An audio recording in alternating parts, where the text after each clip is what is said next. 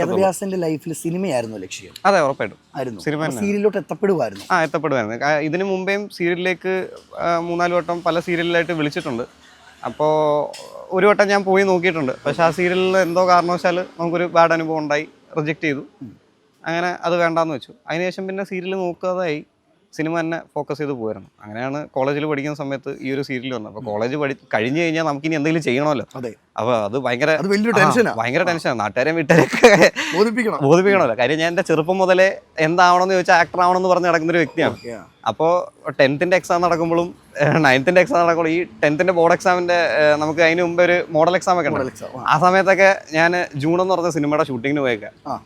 അപ്പോൾ ഷൂട്ടിംഗ് കാണാൻ അല്ല, ഞാൻ അതിനകത്ത് ജൂനിയർ ആർട്ടിസ്റ്റ് ആയിട്ട് ചെറിയൊരു ക്യാരക്ടർ ചെയ്തു. അപ്പോൾ ആ ടൈമിലൊക്കെ നമുക്ക് ഇങ്ങനെ ഒരു ഇത് കേൾക്കുമല്ലോ. 10ാം ക്ലാസ് പഠിക്കാതെ ഷൂട്ടിങ്ങിന് പോയി. അപ്പോൾ ആ ഒരു ബോധ്യം നമുക്കുള്ളതുകൊണ്ട് ഈ കോളേജ് കഴിയുമ്പോഴത്തേക്ക് ഒന്നെങ്കിൽ ജോലിക്ക് കയറണം, അല്ലെങ്കിൽ നമ്മൾ നടനാവണം. അപ്പം അങ്ങനെ ഒരു ഇതുള്ള സമയത്ത് നമ്മളെന്നാൽ നടനാവാമെന്ന് തീരുമാനിച്ചൊരു സീരിയലിൻ്റെ ഓഫർ വന്നപ്പോൾ എന്നാൽ പിന്നെ അത് ചെയ്യാമെന്ന് പറഞ്ഞ് അങ്ങോട്ട് പോയി.